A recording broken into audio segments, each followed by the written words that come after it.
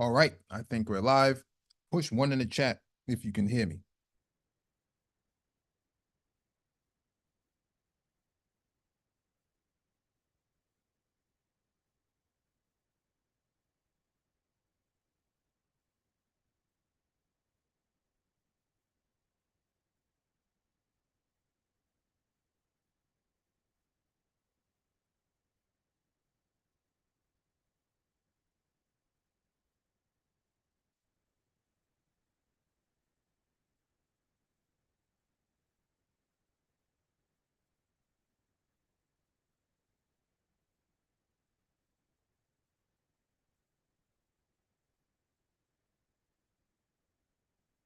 All right, got a confirmation. Thank you for the confirmation. Welcome back to the Black Brain Trust. This is episode 870.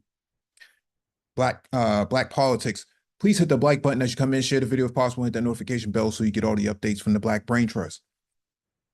There's a link in the chat if you want to join the discussion. It's a Zoom link. Make sure you update your Zoom client before joining. Today, I just want to focus on a YouTube short that was made about me and the Black Brain Trust about this migrant crisis and the border crisis. And so what we'll do is we'll start with the YouTube short from AB Media 83. And then we'll go into debunking and correcting the record. Okay. Let me know you can see my screen.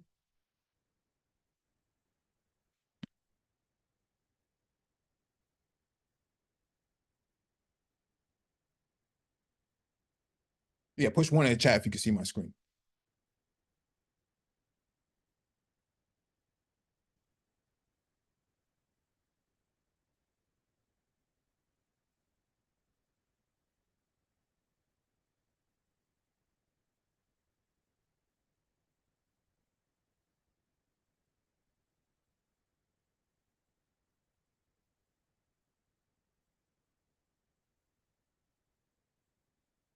Okay, cool. Got a confirmation. Thank you for that confirmation. Let's get started. This is from AB Media 83 about Massachusetts, the state of Massachusetts administration telling residents to open up their homes for migrants. In your home, please consider hosting a family. Safe housing and shelter is our most pressing need. Did you hear that? I know you guys are always the one bragging about how you're the more college-educated side. I know some of you have extra rooms, suites. Come on, you gotta let those immigrants stay with you. You're the ones that voted for this. But you won't do it because we all know that you guys are some of the most selfish people and you vote Democrat so you can feel better about yourselves. Hey, Mike. Mike V, you gonna host a family, bruh? Since they're, well, what's the name you had for them? Since they're refugees, are you gonna host a family, bruh? You gonna host a family? Is BBT gonna host a family? Think about it. If you vote Democrat, you better listen to this. If you have an extra room or suite in your home, please consider hosting a family. Safe housing and shelter is our most pressing need. Did you hear that? I know you guys are always the one bragging about how you're the more college-educated side. I know some of you have extra rooms, suites. Come on, you gotta let those immigrants stay with you. You're the ones that voted for this. But you won't do it because we all know that you guys are some of the most selfish people and you vote Democrat so you can feel better about yourselves. Hey, Mike. Mike V, you gonna host a family, bruh? Since they're, well, what's the name you had for them? Since they're refugees, are you gonna host a family, bruh? You gonna host a family? Is BBT gonna host a family? Think about it. All right, so you've heard it. Okay. Now, what's happening here is that we have an influx of undocumented people who are asylum seekers. Okay. You have a combination of asylum seekers who, under the law, have the right to seek asylum in the United States. Number two, you have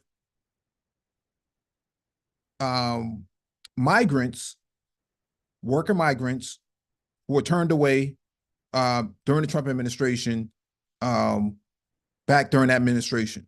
Okay, they were run off of the farms and the Tyson's factory. Remember that whole fiasco when Trump, the Trump administration and ICE were storming these meat factories and packaging plants with all these worker migrants that were rounded up and then shipped off, right? And then we had an influx of not an influx, but a increase in pricing on staples, food staples, your beans, your hogs and all that stuff. Remember all that stuff was going on? Nobody wants to talk about it though, but that's what was going on. The reason why that was happening was because the administration was trying to target what they considered to be undocumented people, okay? Or illegal people. Even though these people were not illegal, they were actually working migrants, okay? This all happened during the administration and no one wants to talk about it, but that's what happened. And so your price of goods went up, the price of your staples went up through the roof because there was nobody to work them, and it was long shortages. And so supply and demand kicked in, and that's what happened, okay? And then you have these other people, another third set of people who were turned away during the Trump administration that are now allowed to seek to apply for U.S. citizenship, okay, or a green card for that matter, okay. All this was a combination of a lot of things, but this clip doesn't tell you that, right? This YouTube short doesn't tell you that. It just echoes, a lot of the bias, misinformation that is spread through the Manosphere itself. So let me go to this next piece here. What she's referring to is this bill here, okay?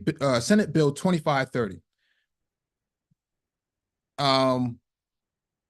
This bill was put into practice, I forget exactly when, but the point of the matter here is this. Actually,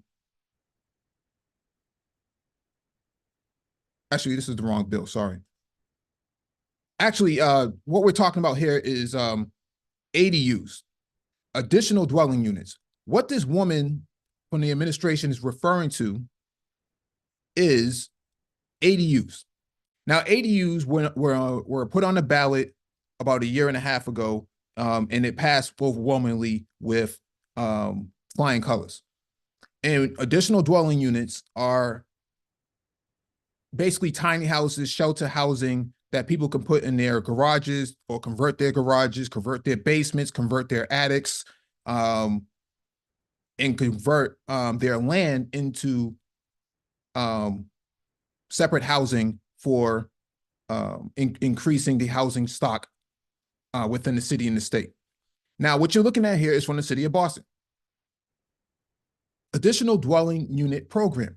Learn how to move forward with the process of adding an additional dwelling unit, ADU, to your property. You can also apply for a 0% loan to build your approved design. Okay, so what she was saying in the clip was that if you have any of these available, which a lot of people do now, you can actually, it would be great if you can actually allow your ADUs to be utilized for that reason, okay?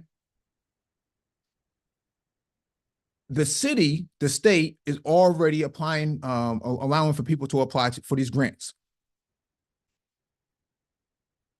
That's where this is all coming from, all right? Now let's go to Exhibit B, or Exhibit C, I should say. This is from Homeland Security. Department of Homeland Security announces distribution of more than $209 million in congressional funding for communities receiving migrants. This was last year. Today, the Department of Homeland Security, through the Federal Emergency Management Agency, FEMA, and U.S. Customs Border Protection will publish a funding notice under the new Shelter and Services Program. for more than $290 million to 34 non-federal entities for temporary shelter and other eligible expenditures for migrants who have been processed and provisionally released from DHS custody while awaiting the outcome of their immigration proceedings. An additional $73 million will be available later this summer. Since passage of the Consolidated Appropriations Act of 2023, the Emergency Food and Shelter Program, EFSP, National Board has allocated more than $400 million to support communities receiving migrants across the country, including $332.5 million announced on May 5th, 2023 to 35 entities and $75 million awarded by the National Board in December of 2022. Okay? This was last year. The money was already allocated. Now, a lot of these cities who are receiving these migrants have those resources, and that's what they're utilizing them for, or at least they should be utilizing it for. Okay. And here's the second piece from DHS. The Department of Homeland Security announces distribution of more than $77 million in congressional funding for communities receiving migrants. Today, the Department of Homeland Security, through the Federal Emergency Management Agency, FEMA, and U.S. Customs and Border Protection, announced more than $77 million in grants to support border and interior communities receiving migrants through the Shelter and Services Program, SSP. The funding will be available to 53 grant recipients for temporary shelter and other eligible costs associated with migrants awaiting the outcome of their immigration proceedings. Today's announcement builds on more than $290 million announced through the SSP in June, which brings the total funding allocated to more than $770 million overall. 69 entities in both Southwest border and interior communities have received funding this year through the SSP and Emergency Food and Shelter Program humanitarian awards. This has all been worked out. So this idea that, oh, we can't handle this and we can't do that and all this other stuff, it's a joke. But see, if you're in the Black Manosphere, you can say things like this and not be questioned because you're allowed to spread misinformation. Okay. Now, this is the fact sheet from the Biden administration. Provide pathways to citizenship and strengthen labor protections. The bill allows documented individuals to apply for temporary legal status with the ability to apply for green cards after 5 years if they pass criminal and national security background checks and pay their taxes. Okay. Dreamers, TPS holders, and immigrant farm workers who meet specific requirements are eligible for green cards immediately under the legislation. After 3 years, all green card holders who pass additional background checks and demonstrate knowledge of English and U.S. civics can apply to become citizens. Okay. Applicants must be physically present in the United States on or before January 1st, 2021. The Secretary of the Department of Homeland Security, DHS, may waive the presence requirement for those deported on or after January 20th, 2017, who were physically present for at least 3 years prior to removal for family unity and other humanitarian purposes. Lastly, the bill further recognizes America as a nation of immigrants by changing the word alien to non-citizen in our immigration laws. This was already worked out. Now, why AB Media didn't cover all of this, I don't know. Okay. This all started with the previous administration. Title 42 was used to stop people from coming across the border during the COVID-19 pandemic, which they denied even existed. Okay. And so once the CDC lifted the restrictions for the pandemic in May of 2023, May 10th to be exact, at 11:59, those people were allowed to enter the United States. So this idea that, oh, we got to protect the border, we got to do this, we got to do that. No, the border is not the problem. The problem is policy, right? Trump used Title 42 to keep these people from coming in. And now that Title 42 has to be lifted because the CDC lifted the restrictions on the pandemic. This is where we are right now. Has nothing to do with Biden. In all actuality, it's the policies it was the problem before. It's written right here. But in the Black Manosphere, you're allowed to say things like this. If you vote Democrat, you better listen to this. If you have an extra room or suite in your home, please consider hosting a family. Safe housing and shelter is our most pressing need.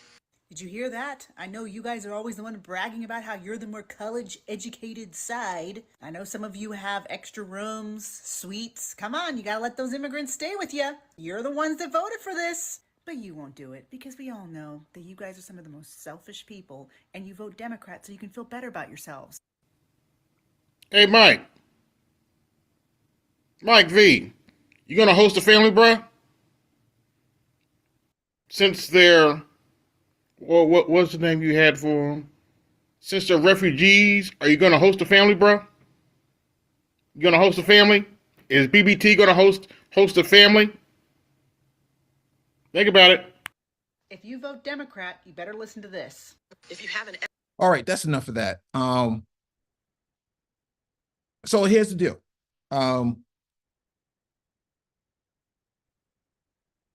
Black people are not necessarily impacted by this at all. The only people who are complaining about this are people who don't understand how the system works and didn't do their research to begin with. What we call digital poverty, okay? People completely stricken from valuable information or factual information to make proper decisions for themselves. And when you have misinformation like this being spread around, that, oh, you know, they're telling people to open up their homes. No, actually, it goes back to, you know, additional dwelling units, you know, the program that was put in place last year based on what the ballot initiatives were and the results were, okay? It's what you call functional democracy. Unlike in some of these other places like Indiana, where you don't have access to quality healthcare, and you have to be on dialysis and all sorts of things, and you can't get actual, you know, quality care, then yeah, you start to, you know, question the legitimacy of the system. But instead of questioning the state that you live in, you start to point the finger at Chicago and New York City and Boston and, you know, Baltimore and all these other places that have absolutely nothing to do with your, you know, with your state of being. And so this is where we are right now. This is the sort of madness that goes on in the space. So let me finish playing this right here from the Power of Black Men's Vote in 2024 that was hosted last night in South Carolina. I think this brother made an excellent point. He's talking about folks like we just played the clip from. So let me play this right here.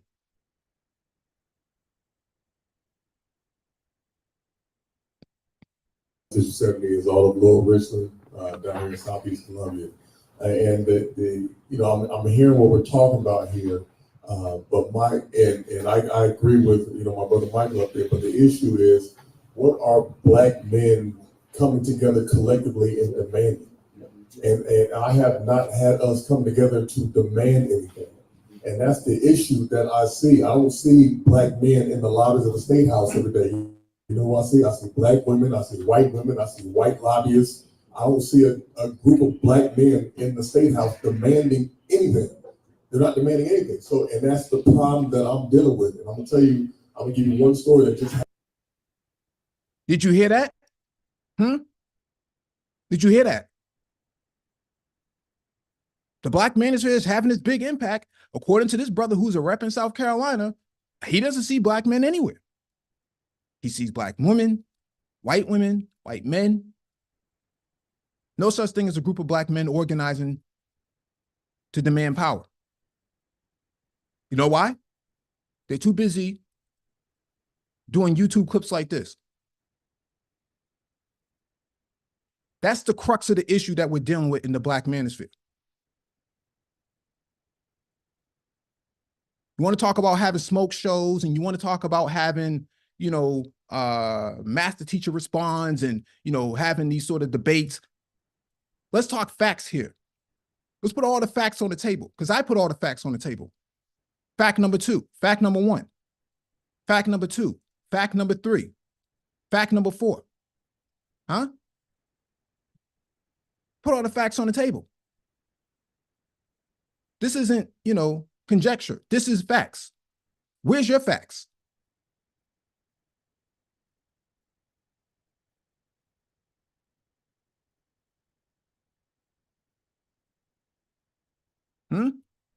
Where's it at? You just heard this brother just say it. You don't see black men organizing anywhere for anything. 17-point agendas, that's cool. Boots on the ground, no call, no show. How come? Too busy doing YouTube clips like this.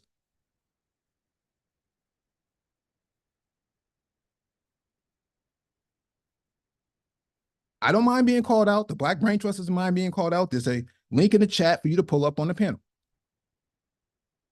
We can have that conversation. I don't see any of these guys putting boots on the ground. I was on Art News Stalls last week, and you had a loudmouth get on the panel and try to tell me that structural racism isn't a priority for the Black manosphere. These are his words, not mine.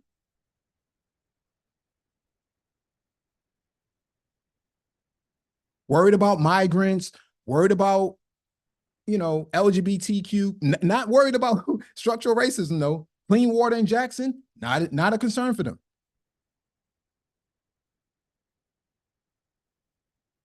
And let me say this about what's happening in Boston right now.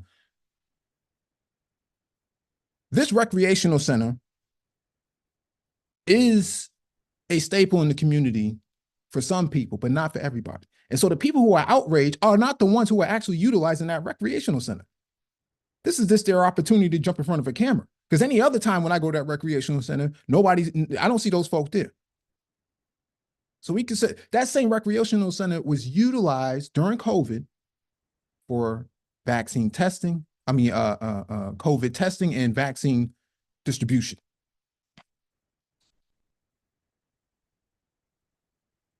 I was there. I saw it myself. I'm not moved by that. Okay.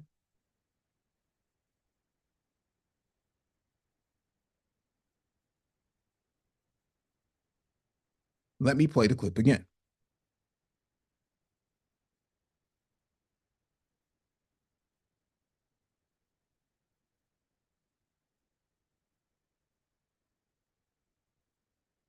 I'm State Representative Jermaine Johnson, I am a legislature also. You know it. Yeah, so, so I represent House District 70.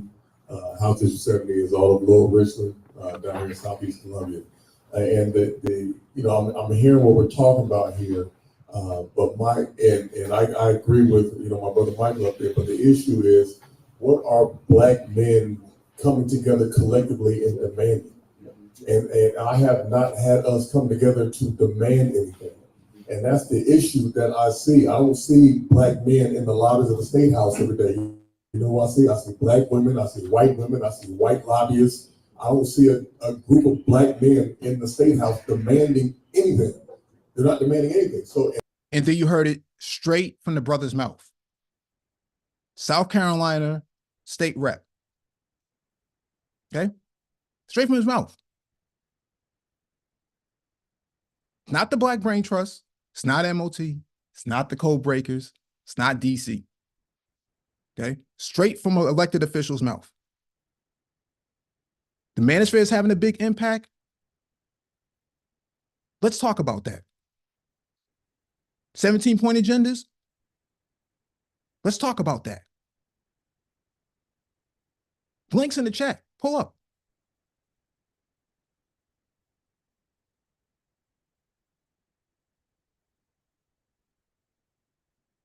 Yeah, links in the chat. Pull up.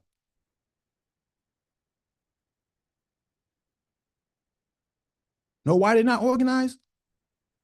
Too busy doing YouTube shorts.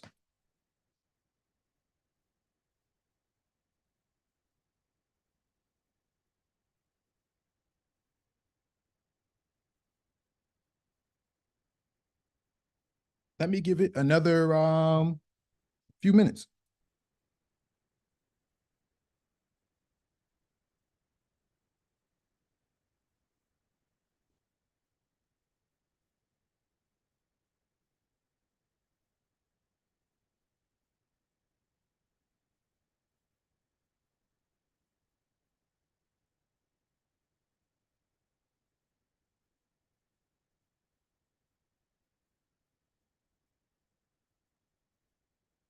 Yeah, link is pinned to the top of the chat.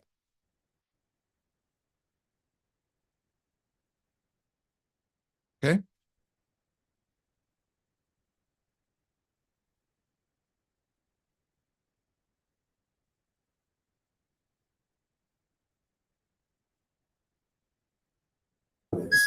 Within this conversation. Okay. Go ahead, brother. Thank you. I'm State Representative Jermaine Johnson. I am a legislative official also. You know it. Yeah, so, Right. so I represent House District 70.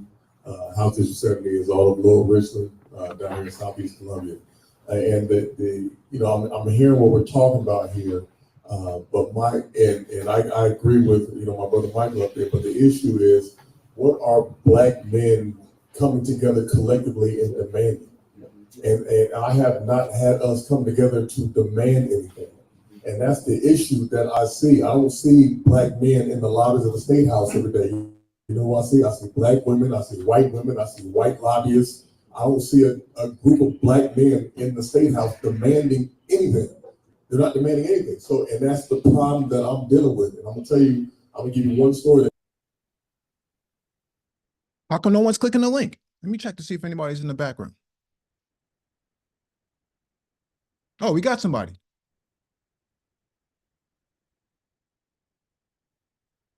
What's going on, Mo?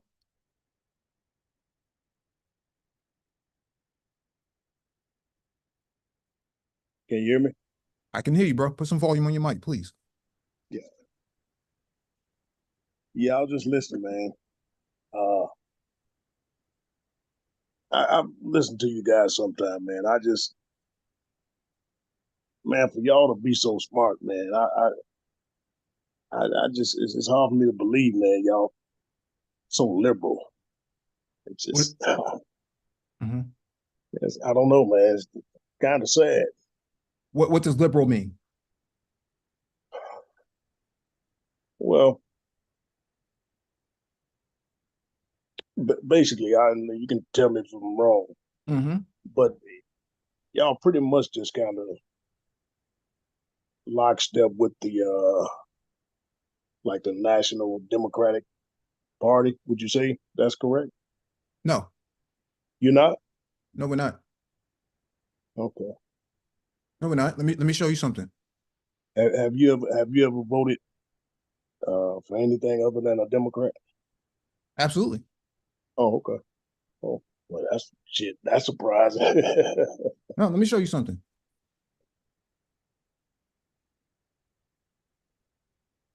I probably got a few years on you, bro. But I'm just. Mm-hmm. No, that's perfectly fine. That's perfectly fine. Let me show you something. If you can see my screen. Yep.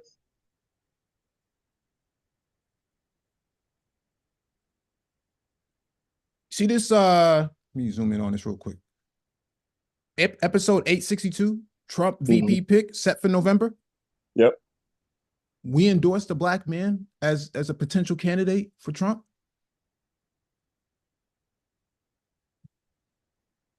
We've been covering these politics for years.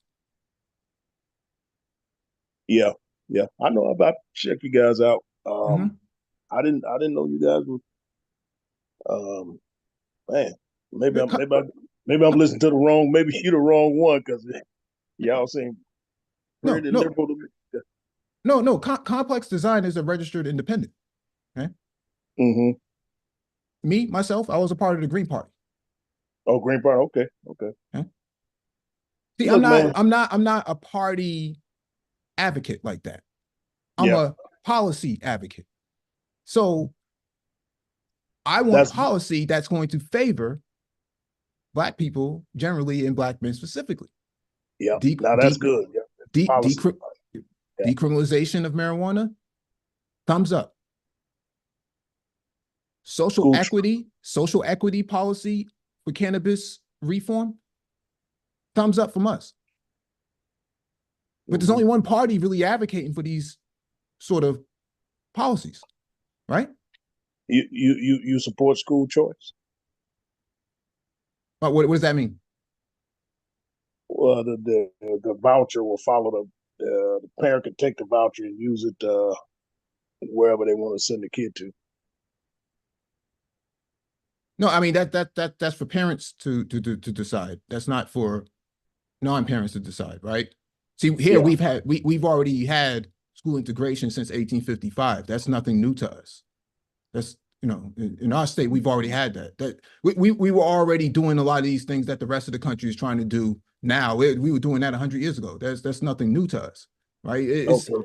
So a lot of these ideas that are being pitched, you know, we solved these issues years ago, generations ago. It's not a big deal. I think what the problem is, you know, school choice is it's pitched as a solution, but it hasn't been proven on the ground with metrics, right? Where are the metrics to prove that actually works? Mm-hmm. Well, as far as African American kids, I mean, the numbers are clear there. Independent schools and homeschooling, and then even school choice, even them being able to move their kids. I mean, the numbers are there for that to show that Black kids tend to fare better with one of those systems. You disagree with that?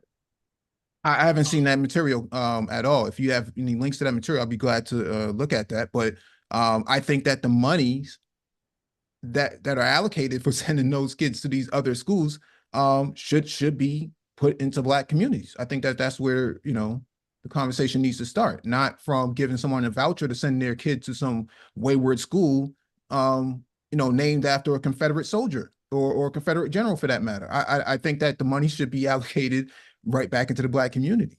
We know that Montessori schools that we've discussed on this channel,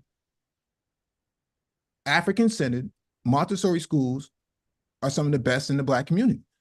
Correct. How come we're not talking about putting more money into that instead of talking about a school voucher, you know, that sends your kid to a predominantly white school or predominantly white institution? I don't see why that is a discussion. Well, not necessarily. I mean, nobody's stopping Blacks from putting together charter schools and stuff like that. That I don't see the structural racism. I saw your term structural racism. There's no structural racism stopping Blacks from setting up charter schools and independent schools. Well, who's stopping them from doing that? Well, zoning laws do. Zoning laws will determine that. Who? Zoning laws will determine that. You talking about in a local community? Yeah. No, that's not true. Yeah, zoning laws determine what you can build and what you can't build in what area. No, I was an elected official. I mean, you can. Well, okay, that's kind of no zoning. I mean, you reaching with that one, but I hate. No, No, it's not a reach. We haven't stopped anybody. That's the law. It's not a reach; it's the law. I was elected official, man. Yeah, I was elected official. We had two African Americans in one church. It was just you can rezone depending on where they want to put the school. We had two groups. But you have Black charter schools. Listen. Hold on a listen. second. Like, what the hell? Listen, I just don't want to put up no like a false argument. Like zoning would not be in it. Zoning wouldn't be the major roadblock. I mean, absolutely, you know it is. So I just told you, man. We just had two. No, I mean that's that's an exception. That's not the rule. The rule is the law. Okay. Are you suggesting that within a municipality that a special zoning can be used to allow people to do a school? It can be, but why would you just on the books, because on the books the zoning law is there. Let's talk about Chicago for a second, because everybody wants to talk about Chicago. How many public schools in Chicago were closed? Oh, like 52 or something like that. Yeah. 52 around there. And that's just one city. We're not even talking about the rest of the majority black cities, Houston and all these other places. How many resources were siphoned? How many resources were siphoned from those communities to put into white schools? Right? I mean, you're asking people who really don't have a whole lot to spend to create, a whole entire charter school for something that should already be done by the state itself. Should already be done. I have wait. So I have a question. Do we want to win? Do we want to win, man? Or we intentionally trying to lose? Wait. I have a question for the brother. Because Mike, can you bring up? You type in Black Brain Trust episode 240. Can you type that into the chat and bring that up? Okay. So is this the issue that you came up to kind of address with us? Was zoning or no. That's not his position. I originally came up because I told the brother that I do listen to you guys from time to time, and I was basically just vetting a little bit, saying y'all seem pretty liberal. But the term liberal doesn't make a started, Yeah, but the term liberal doesn't make a whole lot of sense because black people, because liberal would mean to the left. And in this country, it means to the left, right? And black people historically have been anti-slavery, anti-Jim Crow, or anti white supremacy. Yeah. Right? Yeah. Pretty conservative, if you ask me. No, but anti-slavery leftist ideals, right? Because that's really what you're referring to when you say liberal. You're talking about leftist ideals. Anti-slavery is a leftist ideal. That's a leftist ideal. Right? Yeah. Reparations is a leftist ideal too. No. The reparations is not a leftist idea. Reparations is a black people idea. That's not a leftist. Well, they gave reparations to white. They gave reparations to. They gave reparations. Yeah, they gave reparations. That's leftist. Hold on a second. They gave reparations to slave owners and landowners, right? They ain't compensate black people. So what leftist is pushing reparations right now? What leftist pushing reparations? I mean, what leftist? Yeah, you said it's a leftist idea. We got a left today, don't we? Is the left pushing reparations? We said that. We just heard that in California, right? What was that 2022? There was a whole reparations. There was last year too. They had the hearing up in Sacramento where you had Tariq Nasheed made a brouhaha up there. But that happened in California just last year. Yeah, and many other cities are what is that in Illinois? What's the city in Illinois that did the whole reparations Evanston, right? You got the city of Boston right now talking about reparations right now, a whole reparations commission being put together with historians, right? You also have reparations commissions sparking up all across the country. I mean, we're talking about cannabis, the social equity initiative, as a way, we just covered this, a week and a half ago, about cities allocating monies to funds for people disproportionately impacted by the drug laws. That's a leftist ideal. That's not a conservative ideal. So you have brought the school closure in Chicago up. Yeah. Is that? I guess who are you faulting for that? I mean, you brought it up. I assume you brought it up for a reason. I mean, I'm bringing it up to say that the power is not necessarily in black people's hands in that regard, right? Because they don't determine the outcome with that. Well, I had a question though, Mike. I had a question. He said it seems like it seems like, right? I was listening to what he said. He said it seems like we are, and he said he kind of listens in from time to time. And I put a comment in the chat just a little while ago before I came up here. This is kind of one of the issues that I have. Casual observers who really don't listen to our content. They really don't.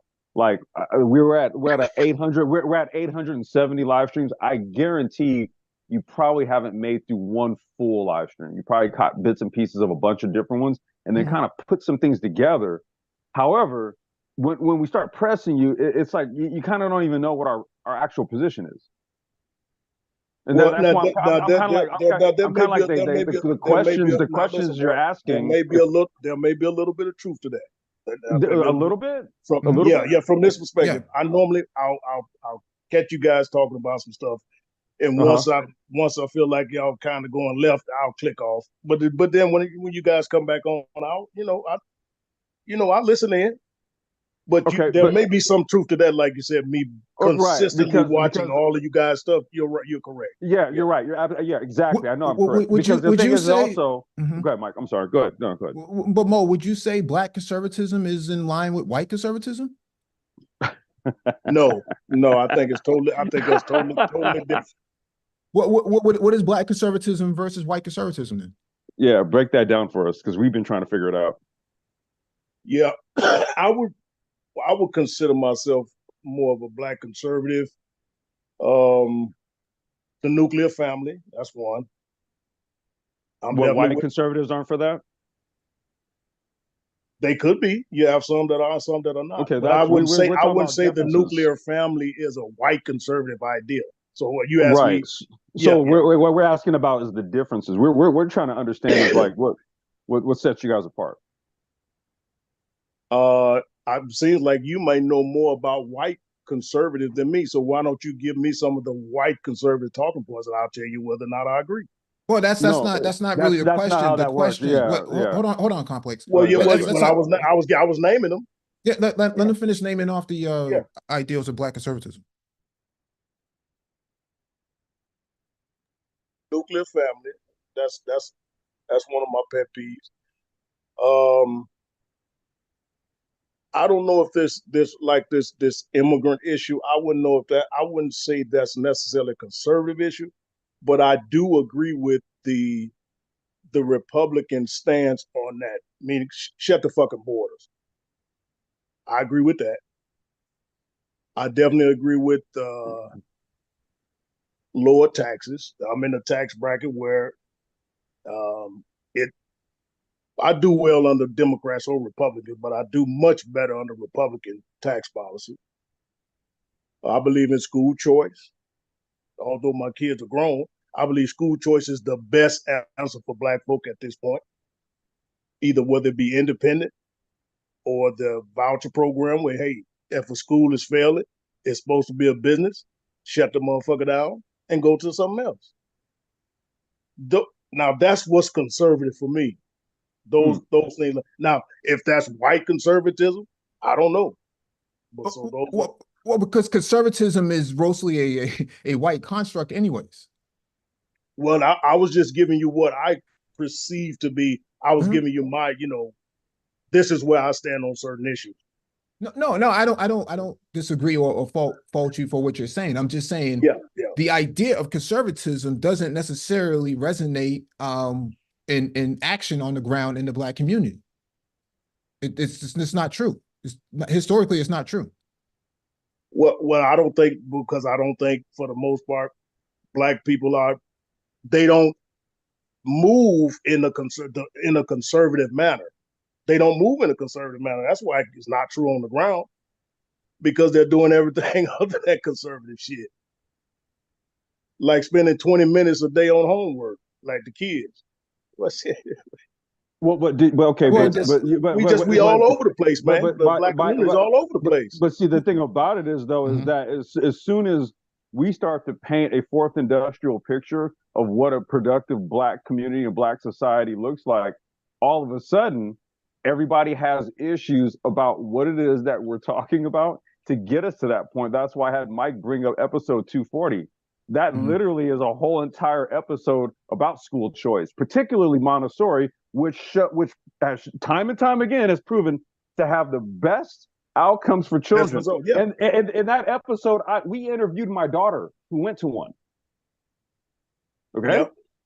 I'm saying that's what I said, bro. That's what I said, bro. What you're saying. You made a decent point. We're listening to what you're saying. I know, but I have another point to make. See, on this side, we're listening to what you're saying, and we're like, yeah, we agree. Yeah, nuclear family, we agree.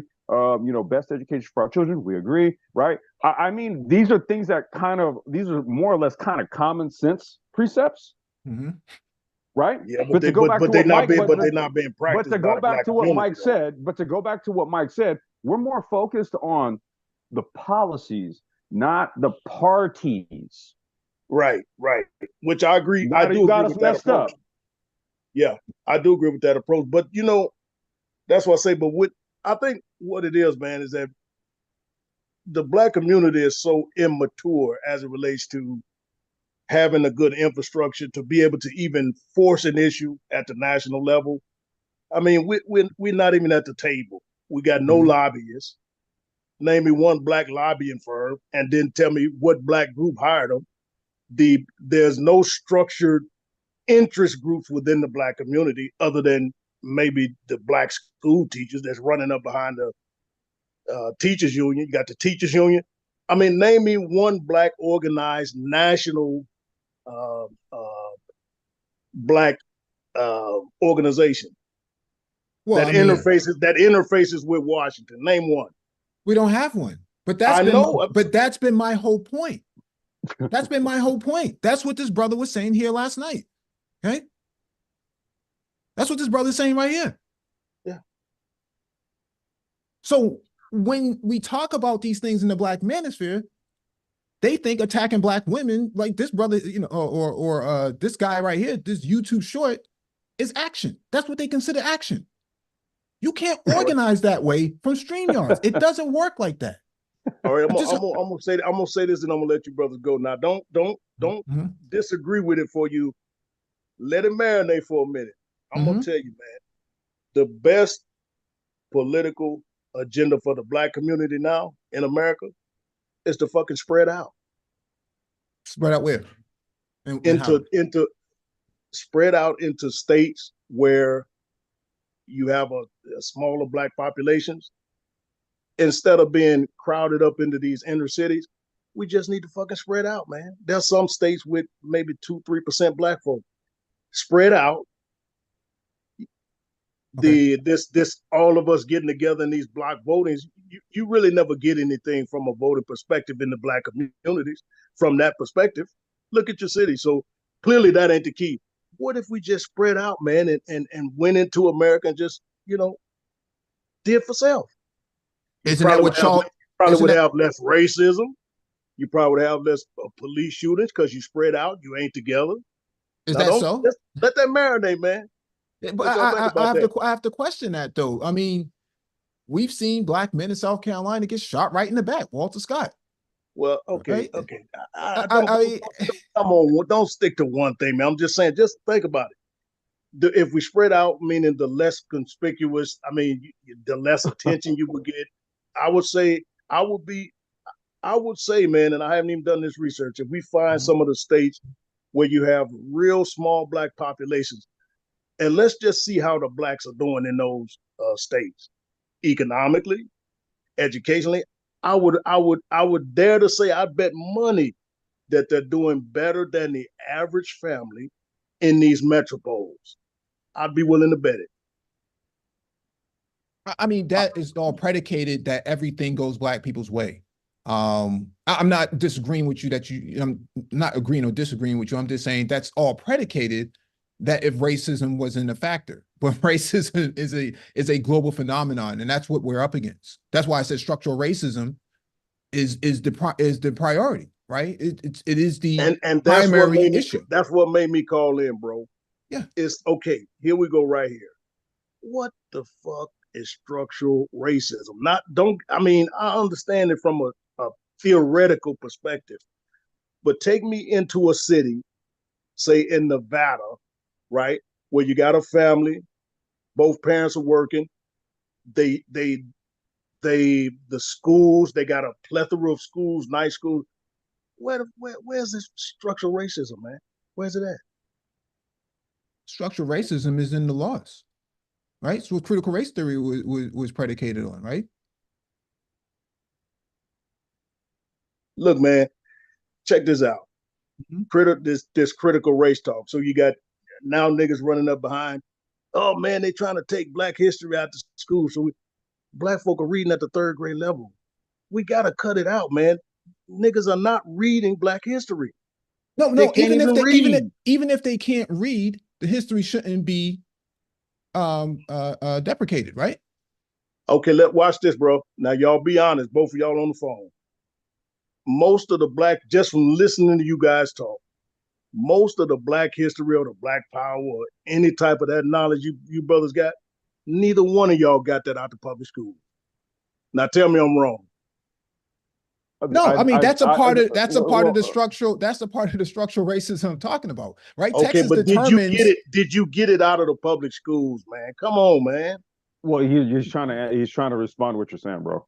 Yeah. What I'm saying here is, no, you would be right. I didn't get all of this from public schooling, right? I had to go to the library to go find a lot of this information. But a lot of this information has been suppressed by the very same people here saying that we should kind of move to these other states to be with. Well, right? Let's do this, Mike. I would dare say that I just generally speaking, the average person has learned more throughout the course of their lifetime, especially if they're an adult, outside of school.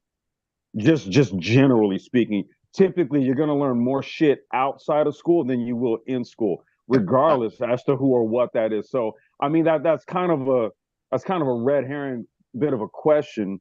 When okay, well, you spend more time outside of school than you do inside of school. So well, I'm trying to understand the logic of why you would think. Okay, I'm getting ready. Okay, actually learn more at a place where you spend less time than you do outside. I'm trying to follow let me say why I said that. Maybe I should have prefaced it.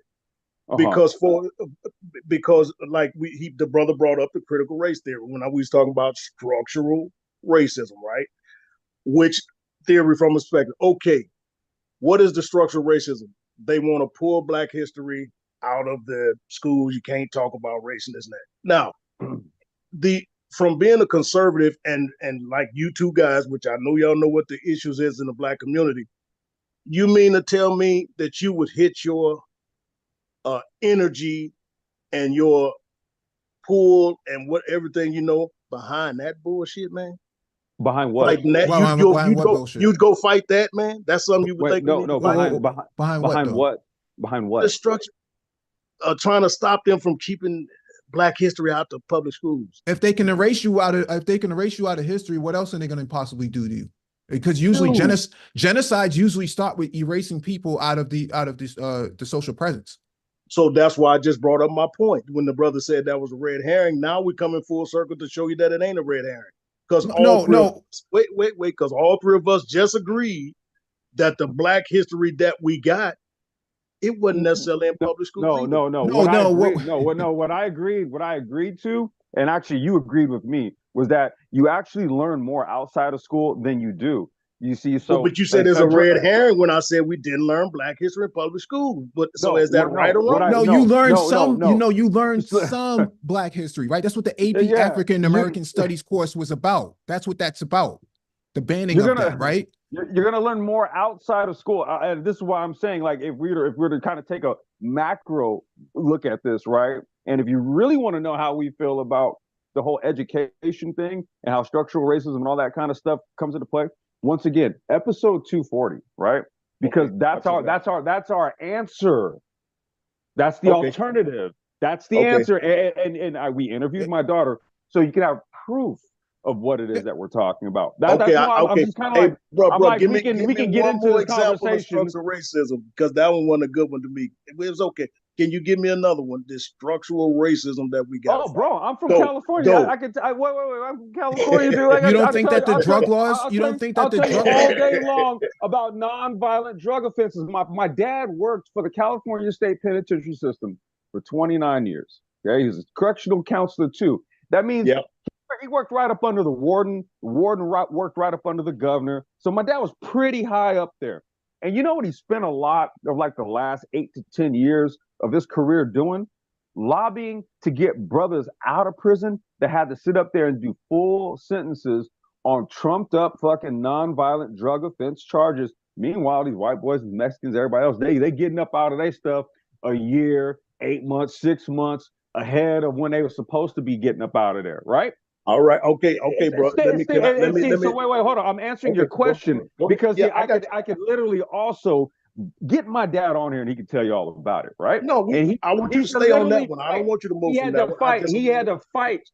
So if you want to talk about what the structural element means, he can Yes. explain it to you. Because even him working in the system, guess what he had to do? He had to fight on behalf of brothers that were in there for lesser charges. Yeah. Okay. Okay. Listen. That's If we would, structural if we, racism, bro. okay, Hold on, I hold on. got, Let I him, got, let I him, got, let I him got. answer No, that's a good. complex. Let him Thank you, answer thank you, complex. thanks, bro. Thanks for answering that. Thanks. Okay, that's a good one. I want to stay right there just for 1 second though. I don't disagree. Okay, you showed me what structural racism is to that point. I don't even disagree. Okay, let's agree that that's structural racism. Okay, so we ain't got to argue about that. But now here's where I'm gonna go from there. With all three of us, with the political minds we got, the first thing we would, when you're talking about what's a priority, Mm-hmm. maybe we should have prefaced that, a priority for the Black community. What's the amount of numbers that are affected from that issue right there? Don't just give me the raw numbers. In New I York guarantee City, you it's not even. I bet you it's not even 2% of Black men. in New York City, 80% of the traffic stops for stopping frisk were against Black men. I said, give me the raw numbers. I bet you, if you look at it from a national perspective, I bet that's not even affecting more than You can't look at it from, you Black. can't necessarily use a national perspective because different states have different laws and different interactions and different experiences. But when we're talking about where those laws were instituted, Black men. Black men were disproportionately impacted by those laws. Okay, that's so why that's why the laws were okay. overturned. Okay, I'm with you. So for instance, let's say we were all in New York and we said, okay, now this is a fucking top priority. Then I'm sure we would agree and we would go off to try to change that. But I appreciate it. That was a good answer. Structural racism, just showing that. I got you. But I guess what I was trying to get at is, from a larger perspective of the Black community as a whole, because we're talking about what's the agenda. But it sounds like everybody's got their own little problems in their own little states, and we just got to deal with that. Is that what you? Mike, that sounds like where y'all headed. Mike, let's do this. Can you bring up the about section on the brain trust? I think that's what answers what he's saying, what he's asking. What's the agenda? No, well, that's not a national agenda. Well, That's I mean, that's not a national agenda. So I don't want to. Asking about he was asking about an agenda as far as like for Black people, because essentially his answer was spread out, right? And that's and when we get done, y'all gonna agree with me. So, yeah, but what you're y'all advocating, should do a show on that though, man. Go study and do a show on that. Yeah, what you're advocating for is the dilution of Black people in I agree. I agree. But if you care about strong Black families, you have to care about strong Black communities too. And strong Black communities can't come from diluting it. Well, it's kind of juxtaposed. But what I'm suggesting is this concept of a strong Black community. It's done, man. It's over. That shit is not. This ain't no Monopoly game. You guys hear me? This ain't no Monopoly game, man. We ain't gonna bring all the pieces in and start over. Wait, is that now the premise that which you came up to kind of? We never really said anything about. Okay, there's sort of like addressing social issues that you see in your communities, right? And that'll go a long way into making them strong, right? Go ahead, Mike. What about housing discrimination? I guarantee you, if we spread out, it'll be less of that. You think if Black people move to Montana, that would solve their issues? No, see, but that's what I'm saying, man. Don't let the shit. No. Let it marinate. Can you guys hear me real quick? I can hear you. Just hold on. Hold on. Okay. I guarantee y'all, brothers, if we go do a study on some states where the Black population is the smallest, and let's just check and see how they doing, man. Are you thinking, you're diluting the Black community? Let's look at it. Let's see how they doing. Let's see how the housing situation is. Let's see how the economic situation is, the family, and let's see how the kids are doing in school. What political power would that gain them though? Okay, now I brought that up first. Show me the political power that Black Chicagoans have in Chicago. Show it to me. They run the Chicago politics mostly. Well, I Are mean, you kidding me? they're on the school boards, Are you right? kidding me? Well, I You mean, said they running it? They're the mayor, they're the wards. What are they running? they're managing the city, aren't they? You I can be. mean, Wait we a don't minute. live there. You're asking us, but when we point to them, we go, okay, they're the mayor, they're the Okay, Alderman. the ward, the being wards people, they're the school board people. being in I those mean, shit. being in those positions, if it doesn't turn into a result on the ground, then being in the position is just being in the position. So that's what I said. Are you in Chicago? No, I'm in Michigan. Oh, okay, Oh, okay. I was gonna say, because if you're in me, Chicago, then what is it that Chicagoans are doing about the shit?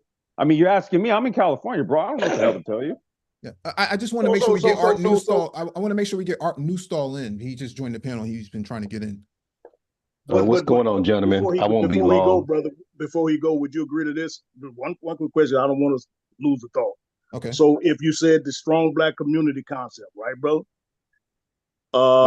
Let's pick the cities where you say we have this strong black community, whether it's Chicago, Atlanta. Just show them to me, brother. Show me these strong black communities where you are bunched together. You make up a good majority of the voting population. You got black mayors, black police chiefs. Mm-hmm. Just show me where you see this strong black community on the ground. I mean, Atlanta. I would say Atlanta was a pretty good example.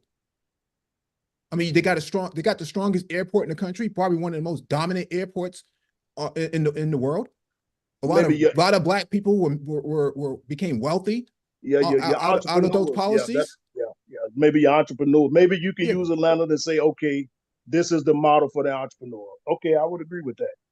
Probably nothing past that. Probably nothing past the entrepreneur side. I mean, are you looking for perfection, or what are we? Are you seeking? Like, I'm trying to understand. Like, okay, if there's already like kind of like pre-existing examples that you can observe, like nothing in nature is perfect, right? There's literally nothing without flaw. Okay, so I'm trying to understand. Why did you laugh? Why did you laugh at the idea of spreading out? No, what I'm asking, what I'm trying to understand from you is that if there is something that you could use as a benchmark to go off of, why isn't that not good enough? Why don't you say, okay, look, that's an example where, yeah, we have this. What else is there? Okay, there's the airport. It's an international hub. It's central. It's centric. It's considered to be the southeast. Go ahead, Mike. No, I'm just saying it's considered to be a black economic. I gave the brother that. I gave him that. That's what I said. I said what. Okay, I want to make sure we move on to Art Newstall. I don't want to get bogged down. It's just the way you asked the question, man. Come on, man. Like, come on. Yeah. Okay. Go ahead, bro. Okay, can you guys hear me? Go ahead, brother. Yeah. Y'all can hear me, right? Yes, sir. Yeah. Okay, what's going on, Mike V, Complex, and whoever the other brother is? What's going on, Art? Tudo bem? Oh, we got tudo bom. Estou cozinhando agora. Não tem muito tempo. Tá bom. Ótimo. See, but I just have a quick question for the brother that's here on the panel. Welcome. Yep. But my question is, okay, I believe you quoted. I mean, you were saying that you don't need any history, or I think you're specific about Black history in schools because the whole CRT thing. We just talk about not dying on that sword of critical race theory as a issue we're going to put all our energy toward. That was the point. Okay. Because the reason why I'm asking that is because people have a strong stance against, especially specifically, Black history and things of that nature. But for some reason, it's okay to leave Asian history, Latino history, and all that kind of stuff. So what's your stance on that? Do you think that's okay to leave that there, but take out the Black history? Because that's the position that most of these districts are having in these Republican ran areas. So what's your position on that? Well, you must came a little later, but first my position is, brother, Black kids shouldn't even be in the public school system. That's first. But I'm going to get to what you just said. They shouldn't even be there. White folks shouldn't even have access to Black children at least until they ready for college. That's first. All right. Okay. Secondly, whatever I want my kids to know about history and putting that culture in them, I'm gonna do that, man. I don't want the public schools to do that. I'm gonna do that. That's my job. Well, hold on a second. But hold on. Are you a teacher? Hold on. Do you know how let him finish, Give me 2 more seconds. So from that perspective, brother, I'm saying I don't even have a problem with you all making that argument. I'm saying because the way I'm cut, because I'm going to do that myself, I would not pick that as a fight. That's it. I just wouldn't pick that as a fight. So I wouldn't even want to go back and forth with you over the phone about it. That wouldn't be a fight that I pick this is for the us to fight. basis. This is the basis. I'm not sure how much you were paying attention to how Mike was breaking down structural racism or institutional racism. That's part of it. Very good attention to it. Yep. Go ahead. That's part of it, because that's in the structure of school systems to where they just pick and choose what they want for Black children. And this is one of them. Whether you don't like them in public school system or not, they're still there. So since they have them there, basically, this is what they're putting in schools unchallenged.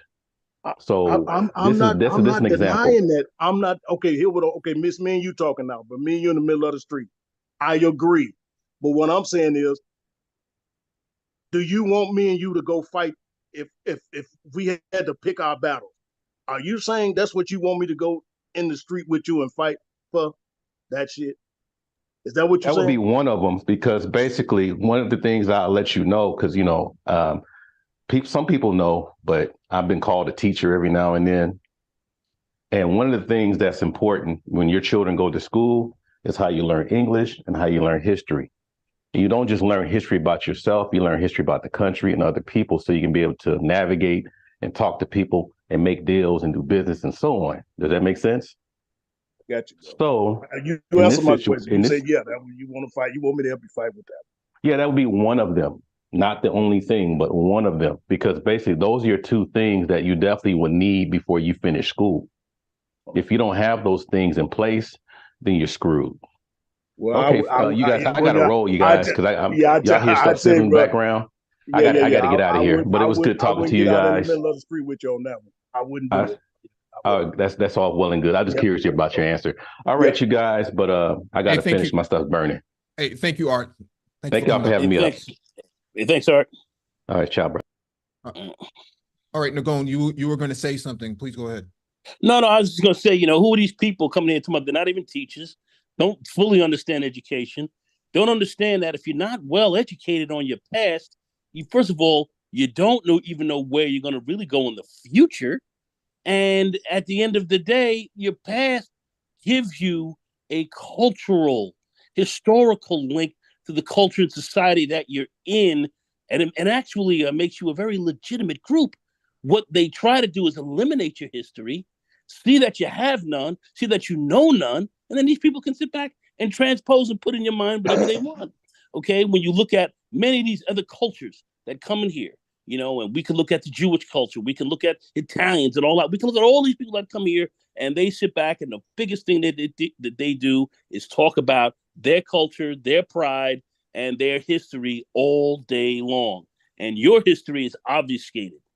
From all the things that we've done here, we are sitting here believing as a people in our culture, in our system, in this country, that we've done nothing. We actually believe that. There are many here who believe that.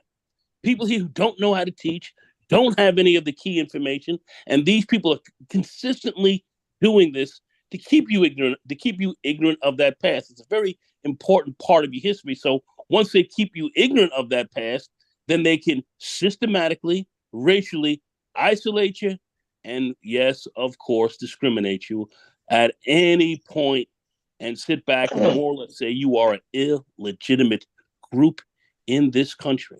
And that's the key.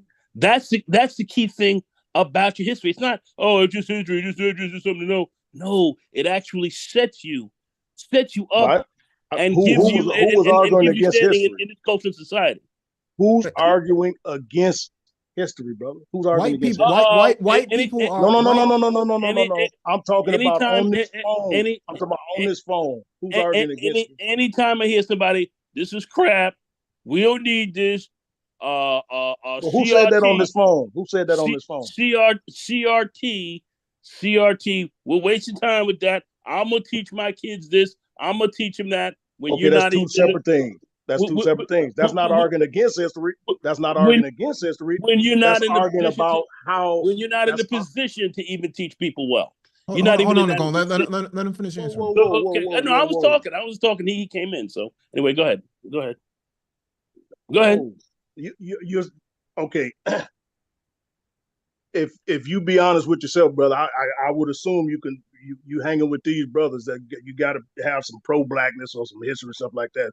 We had already all agreed most of what we know about our history and what has made us into the men we are from a cultural perspective, we didn't even get in public schools in the first place. And I know those two brothers ain't changing their stance on that, right? No, but now, what about you, bro? What about you, brother? No, hold what on about a second. Hold on a second. The reason why we brought that up was because the history was stripped out of the discipline to begin with by those who don't look like us. So if you have Black people dispersed across this country in these small percentages, it's going to be even worse because even Utah has just banned DEI, right? And so they're not even interested in having a conversation about Black history at all.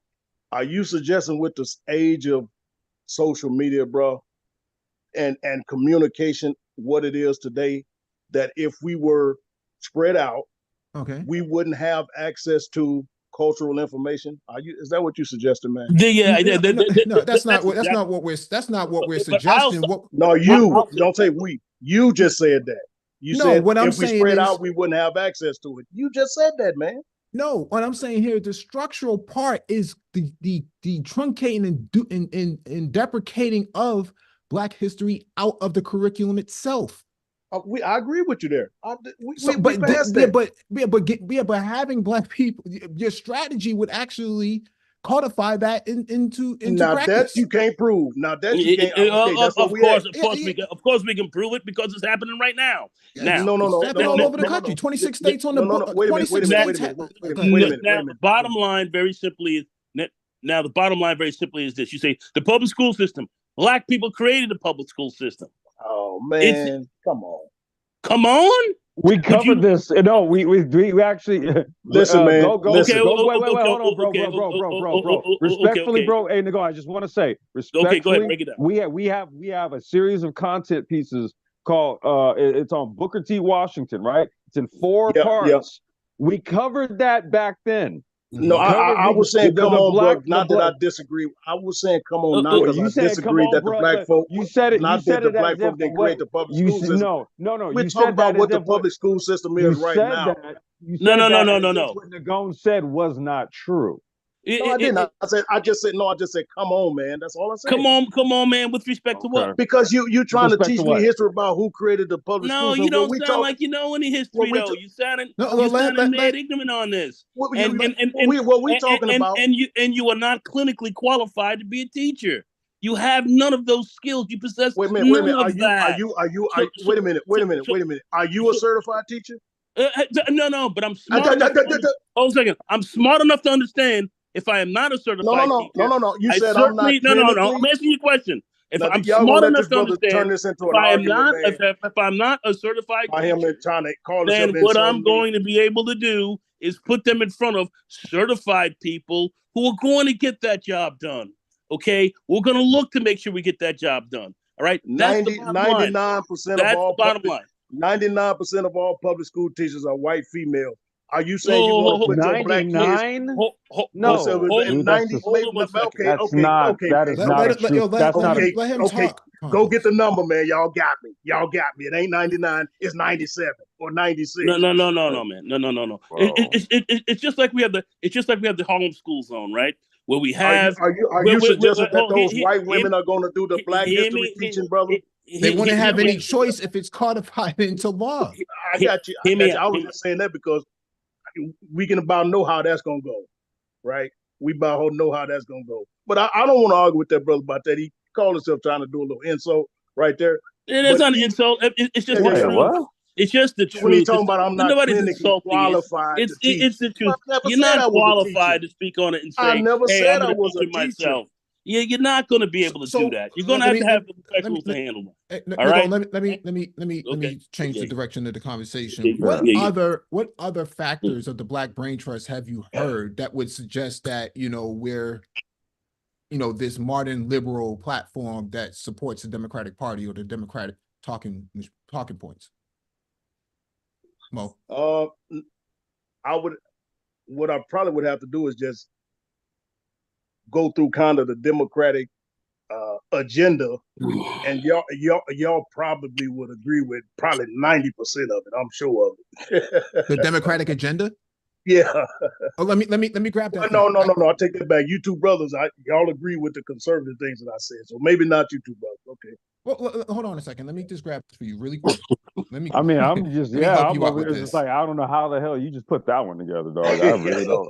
Yeah, he's just kind of winging it. But anyway, I'm listening. I'm far from winging it, bro. And I probably got a few years on all you brothers. No, I don't think so. I'm 60 years old. I'm 60.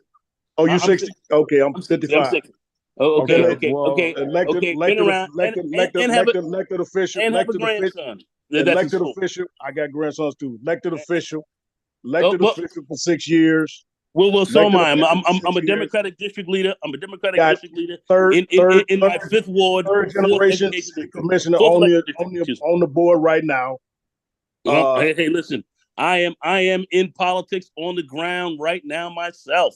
Okay, that's what I do. I'm a real one. I'm not one of these guys here talking. I'm a real one. Well, they're going. See, the thing is, again, he's let us know that, he kind of checks us out in passing. He doesn't really know what we've been engaged in, what we're involved in. See, so that's why I'm kind of just like, you should familiarize yourselves a little bit more with us before. But go ahead, Mike. Go ahead. I agree, bro. Okay, I'm gonna let y'all go. I agree. Y'all go for it. No. I just wanted to bring up, because you say that we support the Democratic agenda. You would assume that, right? Yeah. So here's the Democratic agenda right here, right? Okay. Yep. Go ahead. The Biden-Harris administration advances equity and opportunity for Black people and communities across the country, right? Yeah, we can go across this, right? Economic opportunity for Black. Well, that's the Democratic agenda. If you have a Republican agenda, if you have a Libertarian agenda, I would like to see it, because I have yet to see anybody who comes up on this panel who disagrees with Democrats and the Democratic agenda, or the Democratic machine as they call it, come up with a comparable agenda that's put in action right now by a non-Democratic party. Well, what we do after the written agenda is going to give you the theory of it. No, this is already taking place right now. Okay, all right. Okay, bro. Here it is right here. I'm gonna jump off. I'm gonna jump off, man, and let y'all go ahead. You can go ahead. Yeah, man, you gotta go now. Yeah, I'm gonna jump off. It was good having you, Mo. It was good having you. What's your name in the chat? What's your name in the chat? Metu. Metu? Yeah, Metu. Yeah. We're gonna appreciate y'all, bro. It's all good. We're gonna give you lunch, man. Yeah. Oh, okay. Metu Judah. Okay, I got you. I got you. All right. Peace. All right. Thanks for coming up. Really appreciate that. Yeah. All right. Peace, bro. Yep. Yeah. So here we are right here, right? Let's use Mo's assertion that the Black Brain Trust, would basically cowtail the Democratic agenda line for line, right? The Biden-Harris administration advances equity and opportunity for Black people in communities across the country, right?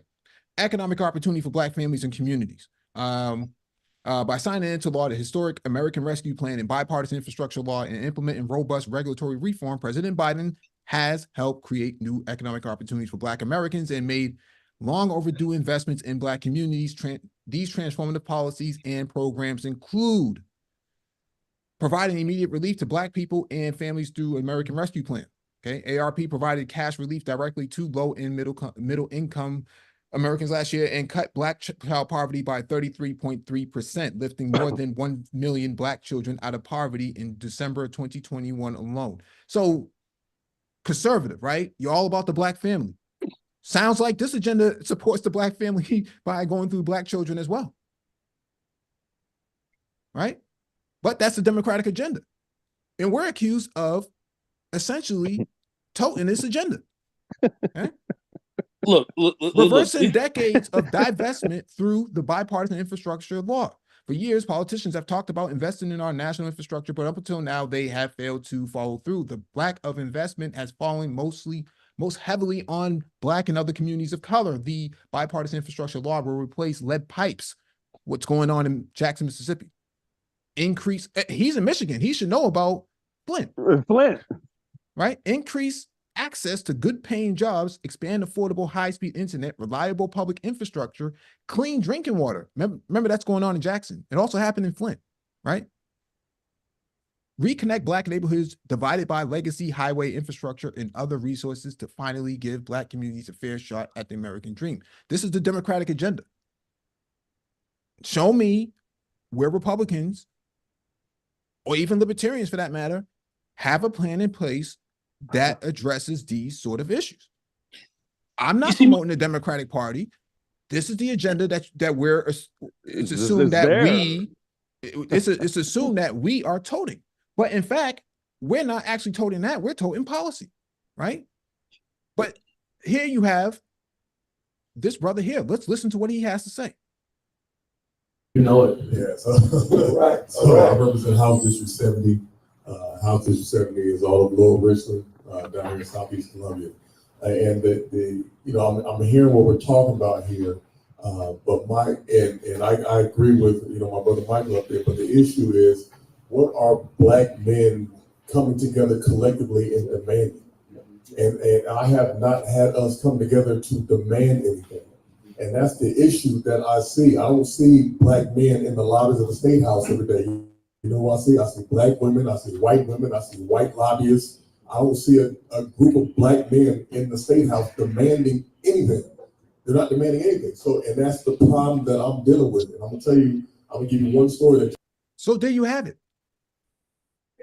That's not, that's not the Black Brain Trust saying this.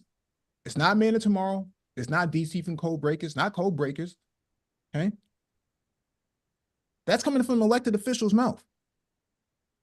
So before you accuse us, who's that? Hey, Mike, go ahead. Finish up very quick. I'm Michael. Yeah, go ahead. I'm sorry. Somebody's muffled. Somebody is really muffled. I'm not sure who that was.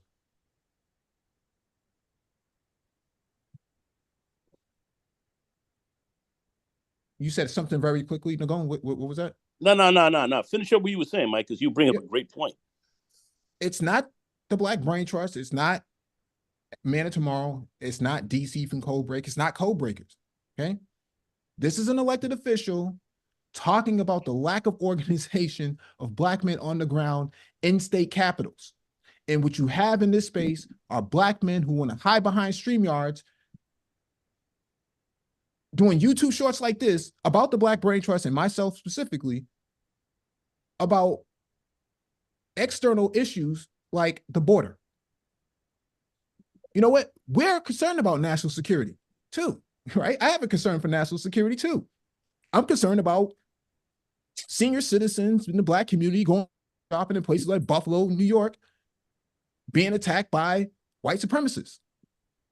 Is anybody in the Black Manosphere bringing that up in terms of national security? What about Black people, parishioners in churches in Charleston, South Carolina, being executed by white supremacists? Is anybody bringing that up in terms of national security? John Henrik, if you're bringing tax reparations. Keep on skipping. your mic is terrible, John Henrik. Your mic is terrible. I don't know what's stuck on that one. Your mic is terrible, John Henrik. You might have to update your Zoom and come back. Yeah. You're very muffled. I don't know what's going on, sir. Yeah, I don't know what's going on with his mic. Woo. Yeah, your mic is very muffled. I'm on to my AirPods. You can hear me? Okay, we can hear you now. Okay. I said. Oh, your mic is terrible again. Your mic is terrible. Yeah, your mic is terrible, bro. You're gonna have to download the newest Zoom. Cash reparations, bro. Cash reparations. Your mic is in and out. I don't know what's going on. Everybody else is talking pretty clearly, so it's not a connection issue over here. I think you should download the latest update from Zoom and then come back if you can. It sound muffled. Okay. Yeah, it's really bad. Yeah. All right. Yeah, and so the border debate is about national security, right? But the national security that we're concerned about is not connected to the border. Okay, it's not connected to the border at all. It's connected to gray boys on the Patriot Front and the 3%ers and the 5%ers and the Oath Keepers and these other quick reactionary force groups that worked under right-wing coalitions to jump out in predominantly Black neighborhoods like Philly and Boston and New York, running around Black communities, beating Black people up randomly, and we don't have any protections. Okay, that's my concern. I'm not concerned about who's coming across the border. Well, Mike, here's my issue. This is the point I had to bring up with that dude Mo a little while ago. It's kind of like if you're familiar with our content, there's certain things that we find and feel as though are Black male centric, very specific to us. And in going through the content, you'll see that, right? You see, so what I don't appreciate from like this guy right here, the one we're looking at here. I mean, you impose us into, let's say, social issues or subject matters that are not necessarily part of our purview.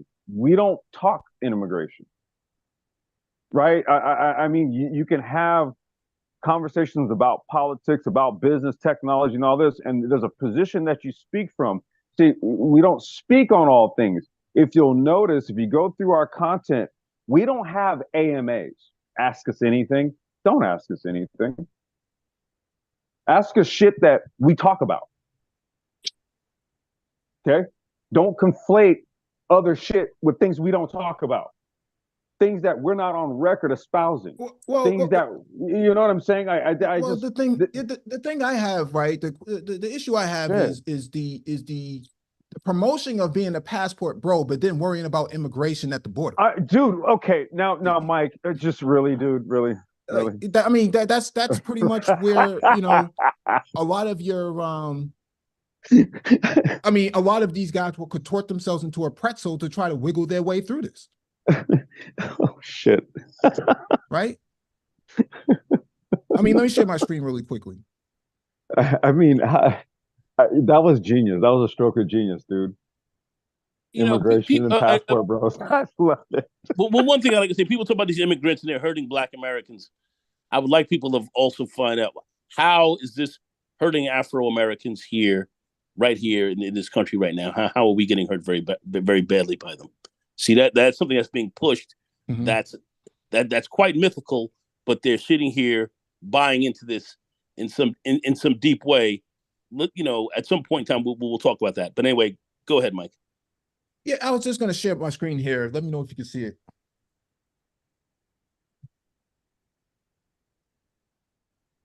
Oh, I don't know if I'm on mute. Yeah, let me know if you can see my screen. Yeah, we can see it. And Michael Merriweather, by the way, it was a joke, bro. It was a joke. Yeah. United States will welcome up to 100,000 Ukrainian refugees. Okay, this happened last year, or 2022, I should say. In 2022, they brought in 100,000 Ukrainian refugees. You don't see Black people talking about this because they're not even understanding the magnitude of Ukrainians who have come to this country and been fast-tracked. They're only concerned about these asylum seekers and worker migrants because of the sheltering. But this is already paid for. So to say that, oh, well, they're displacing African Americans, I need to see evidence of this. Where's the evidence that people sleeping on gymnasium floors are somehow displacing Black men, who claim to be high value? I thought Black men were high value. I thought that, in this space, Black men were winning. How can winning Black men be losing to, non-English speaking asylum seekers? How is that logical? Mo? It's not.